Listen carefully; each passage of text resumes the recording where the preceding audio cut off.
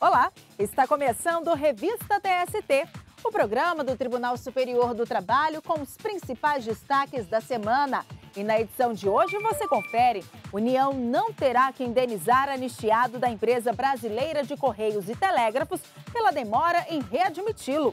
Motorista executivo acusado de dirigir embriagado vai ser indenizado por demissão injusta. Saiba se o trabalhador que estiver afastado por doença tem direito ao depósito do FGTS. É no quadro Quero Post. Tudo isso e muito mais. O Revista TST está no ar.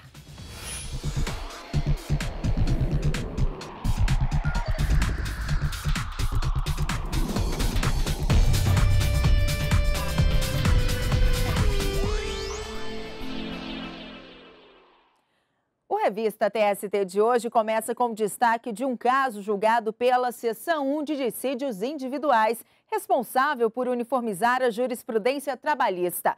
E quem acompanhou a sessão e traz mais informações é a repórter Michele Chiapa. Olá, Michele. Olá, Ana Amélia. Um trabalhador da Alpargatas, empresa de lonas e calçados, vai receber R$2.000 de indenização por dano moral. Isso porque a empregadora exigiu a certidão de antecedentes criminais do então candidato a emprego. Como o trabalhador pretendia ocupar uma vaga no setor de fabricação de sandálias, por lei não havia justificativa para o documento ser exigido. Acompanhe o julgamento na reportagem. Em segunda instância, o Tribunal Regional do Trabalho da 13ª Região na Paraíba havia decidido em favor da empresa. Para o regional, a simples exigência de certidão de antecedentes criminais na fase pré-contratual não configuraria lesão de ordem extrapatrimonial, mas no Tribunal Superior do Trabalho, o entendimento foi diferente. Por unanimidade, a SDI1 considerou que a Alpargatas não observou que, por lei, a certidão de antecedentes criminais do trabalhador só pode ser exigida para cargos específicos, que requerem confiança, como vigilantes e motoristas rodoviários de carga, por exemplo. No ano passado, durante julgamentos de recurso repetitivo, a SDI1 definiu regras sobre a exigência da certidão de antecedentes criminais para a contratação de trabalhadores. O caso analisado fixou tese jurídica a ser seguida nos demais julgamentos sobre o tema. Após ampla discussão, os ministros consideraram que configura lesão moral a exigência do documento quando caracterizar tratamento discriminatório ou não justificado com base no grau de confiança necessário para o desempenho da atividade profissional. O ministro Augusto César Leite de Carvalho foi o relator do caso. O direito a ser informado sobre a vida pregressa do candidato a emprego ganha densidade jurídica quando se descola de seu móvel mais profano o de atender à curiosidade atávica ou ao preconceito do empregador e se associa ao interesse de tutelar o ambiente de trabalho, ou seja, o interesse de proteger aqueles que habitam ou laboram no estabelecimento empresarial em que pretende interagir o aspirante ao contrato de emprego. Os ministros da SDI1 também entenderam que a exigência da certidão de antecedentes criminais, quando ausente alguma das justificativas relacionadas à confiança no desempenho do trabalho, caracteriza dano moral presumido, passível de indenização, independentemente de o candidato ao emprego ter ou não sido admitido. O Pleno do TST definiu que o Concurso Nacional dos Magistrados do Trabalho será organizado pelo Conselho Superior da Justiça do Trabalho. Veja mais detalhes na reportagem. A edição mais recente do Concurso Nacional para Ingresso na Magistratura do Trabalho foi realizada no ano passado, sob responsabilidade da Escola Nacional de Formação e Aperfeiçoamento de Magistrados do Trabalho, ENAMAT. Foi a primeira vez que o processo de seleção ocorreu de forma unificada em todo o país. Agora, com a decisão do Tribunal Pleno do TST, a organização do concurso passa a ser atribuição do Conselho Superior da Justiça do Trabalho, CSJT. De acordo com a proposta aprovada de autoria do presidente do TST, ministro Brito Pereira, fica instituída uma comissão de transição para desenvolver estudos e apresentar sugestões de alterações normativas para implementar a resolução que transferiu a organização do concurso. A comissão será composta por 3 ministros do tribunal, sendo um indicado pelo Tribunal Pleno, um indicado pelo presidente do TST e um pelo diretor da ENAMAT. o membro mais antigo da comissão irá presidir os trabalhos. O presidente do TST também vai designar um ministro para presidir a comissão do concurso, até que se transfira a competência da ENAMAT para o CSJT. Durante a votação, o ministro Ives Gandra Martins Filho abriu divergência. Para o ministro, a ENAMAT deveria continuar sendo responsável pela realização do concurso. O ministro explicou que os primeiros estudos da escola previam um concurso nacional para ingresso na magistratura do trabalho e que esse concurso seria realizado pela própria ENAMAT. A ideia é que a ENAMAT tivesse dois braços. Um braço seletivo e um braço formativo.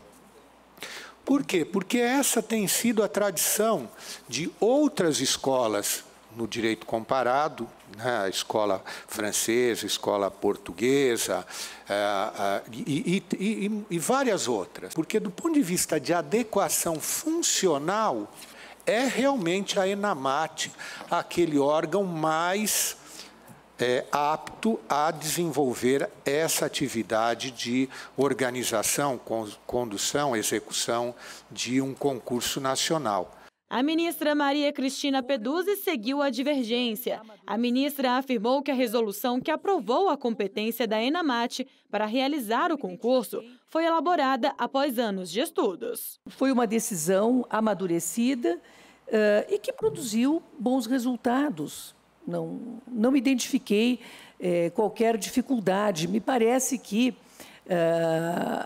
a execução em si do concurso, que é feita com o auxílio de uma entidade especializada, no caso concreto, com a Fundação Carlos Chagas, ela tornou compatível que esta estrutura que se formou por parte da ENAMAT, e que não é uma grande estrutura, que ela, auxiliada na execução pela Fundação Especializada, se efetivasse de uma forma satisfatória. Mas os ministros José Roberto Freire Pimenta e Renato de Lacerda Paiva acompanharam a proposta do presidente do TST, ministro Brito Pereira. De acordo com os ministros, o Conselho Superior da Justiça do Trabalho é a instância mais apropriada para discutir questões do concurso unificado. O desenvolvimento dessas atividades tão relevantes e tão complexas quanto é a execução do concurso público nacional unificado, pode trazer dificuldades para que a Escola Nacional da Magistratura desempenhe a contento as suas demais funções relevantes para a formação inicial e continuada dos magistrados. Eu sempre tive a compreensão de que a ENAMAT, o seu papel institucional é a formação e aperfeiçoamento de magistrados. E a atração do concurso público para a ENAMAT demandaria a formação de uma estrutura maior do que a própria ENAMAT. A meu juízo, o papel da ENAMAT está bem definido. E, a meu juízo também, outro órgão deveria ser incumbido de tratar dessa questão do concurso público em razão de todas as suas implicações. Acompanharam a proposta apresentada pelo presidente do TST, ministro Brito Pereira, para transferir a competência de realizar o concurso unificado da Magistratura do Trabalho para o CSJT, o vice-presidente do TST, ministro Renato de Lacerda Paiva, o corregedor-geral da Justiça do Trabalho, ministro Lélio Bentes Correia, e os ministros Vieira de Melo Filho, Maria de Assis Calcin, Valmir Oliveira da Costa, Kátia Magalhães Arruda, Augusto César Leite de Carvalho, José Roberto Freire Pimenta, Delaide Miranda Arantes, Hugo Carlos Scheuermann, Cláudio Brandão, Douglas Alencar Rodrigues e Maria Helena Malman. E acompanharam a divergência aberta pelo ministro Ives Gandra Martins Filho pela permanência da ENAMAT como responsável pela organização do concurso público, os ministros Emanuel Pereira, Maria Cristina Peduzzi, Dora Maria da Costa, Márcio Eurico Vitral Amaro e Breno Medeiros. Por maioria de votos, a competência para realizar o concurso unificado da Magistratura do Trabalho foi transferida da ENAMAT para o CSJT. E depois do intervalo, saiba se o trabalhador que estiver afastado por doença tem direito ao depósito do FGTS. É no quadro Quero Post.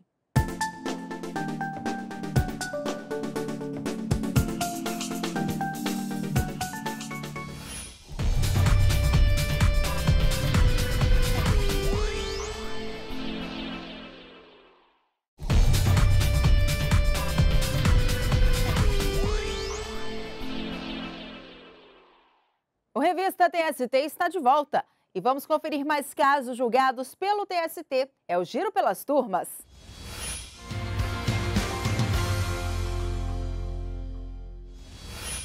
E eu começo com o destaque da primeira turma.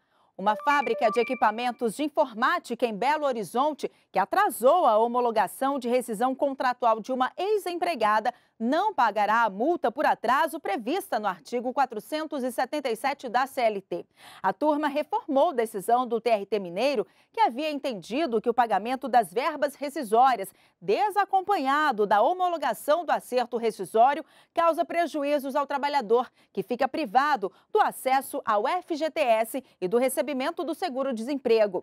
Mas, para o relator do caso no TST, ministro Valmir Oliveira da Costa, a seção 1 de dissídios individuais do TST tem entendido que o objetivo da lei é garantir o rápido recebimento das verbas rescisórias, a fim de proteger o empregado que teve seu contrato de trabalho rescindido. Sendo assim, o TRT, ao condenar a empresa ao pagamento da multa apenas por causa da homologação tardia da rescisão contratual, divergiu da jurisprudência sedimentada no TST. E a União foi absolvida de indenizar um empregado da empresa brasileira de Correios e Telégrafos, que após ser demitido, foi readmitido anos depois, beneficiado pela lei da anistia. Para a terceira turma, em caso de readmissão por anistia, não é devida ao trabalhador a remuneração retroativa.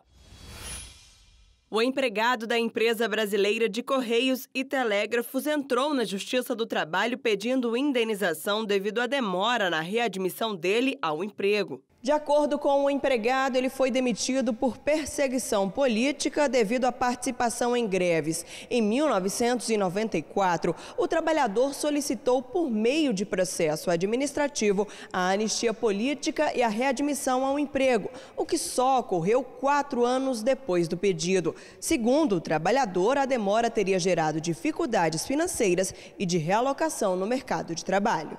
Na primeira instância, o pedido foi negado. O juízo considerou que o trabalhador não comprovou os prejuízos financeiros alegados, além de ter sido admitido em novo emprego poucos meses depois da demissão. Já o Tribunal Regional do Trabalho do Rio Grande do Sul reformou a sentença e condenou a União a pagar os salários e benefícios referentes ao período de afastamento, por entender que ele deveria ter uma compensação financeira pela perda injusta da remuneração que recebia no emprego. A União recorreu ao TST afirmando que a indenização é indevida, uma vez que não houve comprovação dos danos, e a situação se tratava de anistia deferida pela Lei da Anistia de 1994. De acordo com a lei, é concedida anistia aos servidores públicos civis e empregados da administração pública federal direta, autárquica e fundacional e aos empregados das empresas públicas e de sociedade de economia mista que foram demitidos com violação de dispositivo constitucional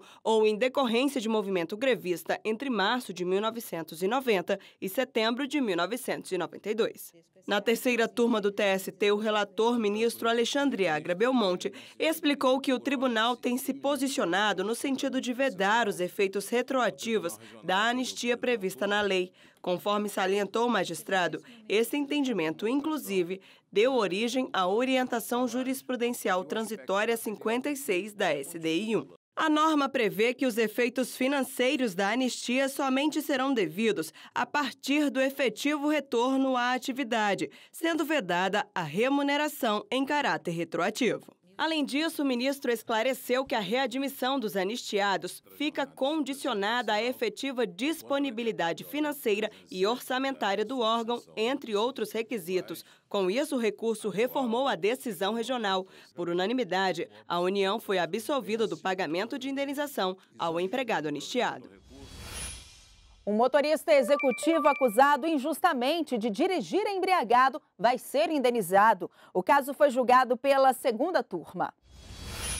A segunda turma do Tribunal Superior do Trabalho condenou a microempresa Shift SP Mobilidade Corporativa e Agenciamento e o Hotel Grand Hyatt de São Paulo a pagar indenização por danos morais a um motorista acusado de dirigir embriagado. O profissional foi dispensado por justa causa depois de ter raspado a lataria do carro ao sair da garagem do hotel para buscar um cliente no aeroporto de Guarulhos. Por achar que o motorista havia consumido bebida alcoólica, a microempresa pediu o bloqueio do veículo via satélite. O trabalhador, então, ficou parado na marginal por cerca de 2 horas. O supervisor da empregadora compareceu ainda ao local, acusando o motorista de embriaguez e acionou a polícia militar. A prova dos autos confirma, no entanto, que o empregado não estava embriagado.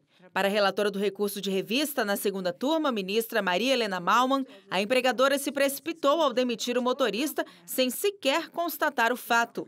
Por unanimidade, a turma aceitou o recurso e restabeleceu a sentença. As empresas deverão pagar ao motorista indenização no valor de R$10 mil por dano moral. E o nosso giro de notícias segue agora para a quarta turma. Um barman que tentou organizar movimento grevista teve afastada a dispensa por justa causa.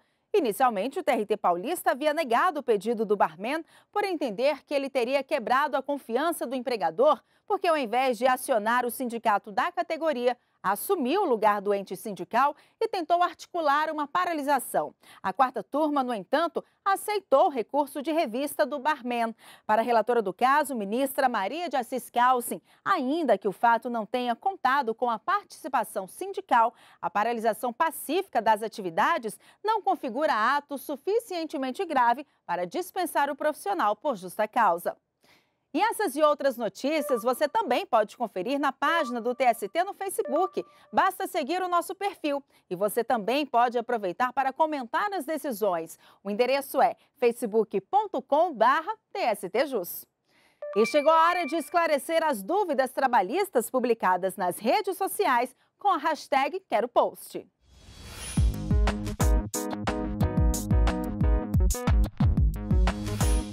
E a dúvida publicada no Facebook é da Daiane Damasceno.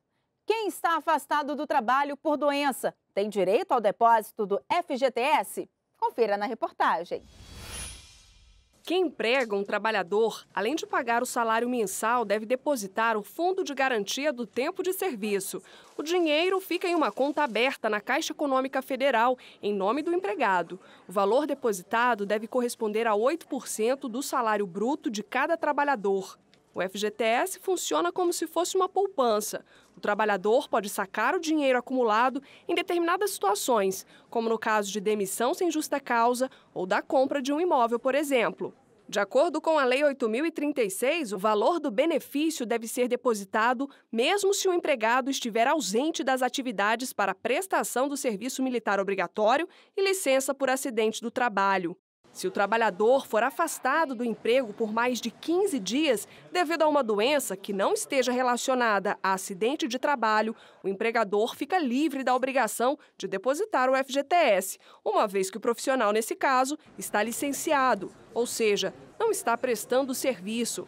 Foi o que aconteceu com a recepcionista Ana, que ficou afastada do trabalho por 60 dias por causa de uma cirurgia que fez no útero. Eu fui fazer uma cirurgia muito simples, esterectomia, e fiquei internada 14 dias já com a complicação, peguei uma infecção e depois fiquei mais 2 meses e precisei ser encostada pelo INSS. O ministro do TST, Hugo Carlos Scheuermann, reforça, no entanto, que caso o afastamento do trabalhador ocorra devido a uma doença relacionada ao trabalho, o depósito do FGTS deve ser mantido. A gente diz acidente de trabalho para tudo, para aquele acidente típico, onde há uma lesão direta né, para as doenças do trabalho, as doenças profissionais, que a gente chama de doença ocupacional. Então, quando é a doença ocupacional que é considerada acidente de trabalho, o empregador deve depositar o FGTS durante todo o período que o empregado estiver afastado. O prazo para reclamar na Justiça contra o não pagamento de contribuição para o FGTS sofreu alteração recentemente.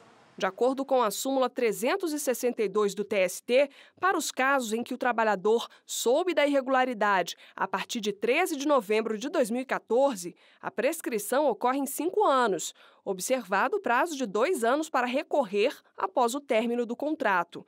Já para os casos em que o prazo prescricional já estava em curso quando a súmula foi alterada, aplica-se a prescrição que se encerrar primeiro, o prazo anterior, que era de 30 anos, ou 5 anos, a partir de 13 de novembro de 2014. Em 2012, a 8ª turma do TST aceitou o recurso de um aposentado da Caixa Econômica Federal para afastar a prescrição de 2 anos após o fim do contrato, decretada pelas instâncias anteriores. Após 1 ano de afastamento para tratar doença desenvolvida em decorrência do trabalho, ele foi aposentado por invalidez.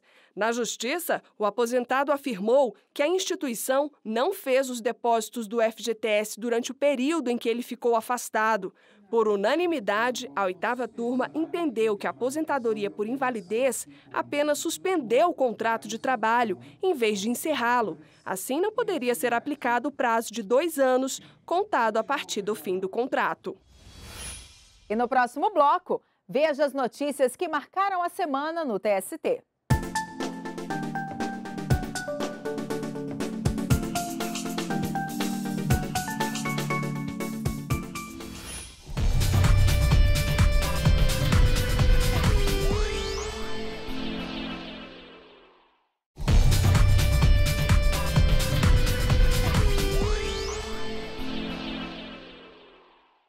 Estamos de volta com o Revista TST. E veja outras notícias que marcaram a semana no Tribunal Superior do Trabalho. Alexandre Luiz Ramos tomou posse como ministro do Tribunal Superior do Trabalho. O magistrado ocupa a vaga aberta com a aposentadoria do ministro João Oreste Dallazen, que ocorreu em novembro do ano passado. Nascido em Porto Alegre, no Rio Grande do Sul, Alexandre Luiz Ramos será o primeiro juiz de carreira do TRT de Santa Catarina a ocupar uma cadeira de ministro. Na próxima edição do Revista TST, você confere a cobertura completa da cerimônia de posse do novo ministro. O presidente do Tribunal Superior do Trabalho, o ministro Brito Pereira, e o vice-presidente, ministro Renato de Lacerda Paiva, se reuniram com presidentes de companhias aéreas, da Associação Brasileira e do Sindicato das Empresas Aeroviárias na sede do tribunal. A reunião tratou da aproximação da Justiça do Trabalho com os empregadores e empregados do setor e o papel da conciliação nas relações trabalhistas. Reuniões como essas eu também já tive com o segmento dos trabalhadores, recebendo centrais sindicais, recebendo parlamentares, né? Enfim, estou muito contente porque nós precisamos dessas informações, precisamos saber por onde andam, né? E o que podemos fazer nas negociações coletivas. A direção da Escola Nacional de Formação e Aperfeiçoamento de Magistrados do Trabalho, ENAMAT, recebeu delegação da Embaixada dos Estados Unidos.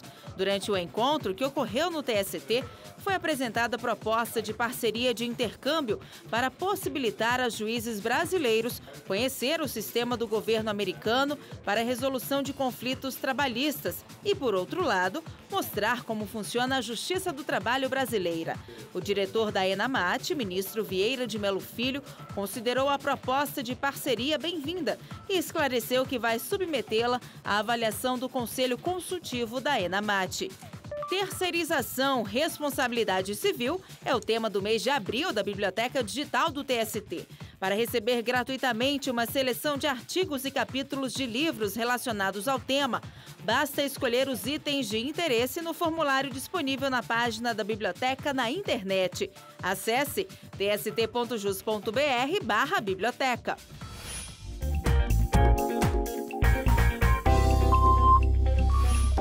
E E vamos conferir como estão os preparativos para a próxima edição do programa Jornada, produzido pela TV do TST em parceria com os Tribunais Regionais do Trabalho.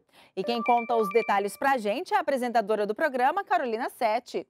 Olá, Carolina. Olá, Ana Amélia. Esta semana, o Jornada traz uma reportagem sobre trabalho noturno. Quais são os direitos desses empregados que atuam na madrugada? E quais os impactos dessa atividade na saúde e na vida social deles? No quadro Direitos e Deveres, direto de Campinas, São Paulo, um juiz responde às dúvidas trabalhistas do açougueiro e do dono do açougue.